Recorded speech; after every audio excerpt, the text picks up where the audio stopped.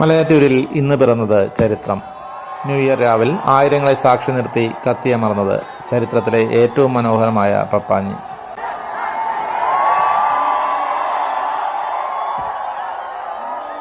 മെലിഞ്ഞ പപ്പാഞ്ഞികളിൽ നിന്നും വ്യത്യസ്തമായി ജീവനുള്ള ഈ പപ്പാഞ്ഞിയെ ഒരുക്കിയെടുത്തത് മലയാറ്റൂർ സ്വദേശിയും അറിയപ്പെടുന്ന ആർട്ടിസ്റ്റുമായ ഗോപി മംഗലത്താണ്.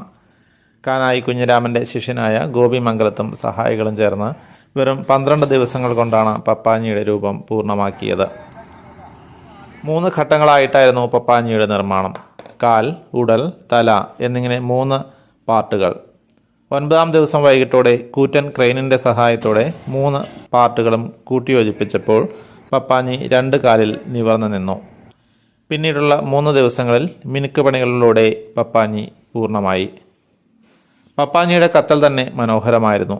ഉടലിനകത്ത് ആദ്യം പ്രഭാപൂരം. 3 സെക്കൻഡ് നിശബ്ദമായ ശേഷം ശിരസ് പൊട്ടിത്തെറിച്ചതോടെ ആയിരങ്ങൾ ആർപ്പു വിളിച്ചു.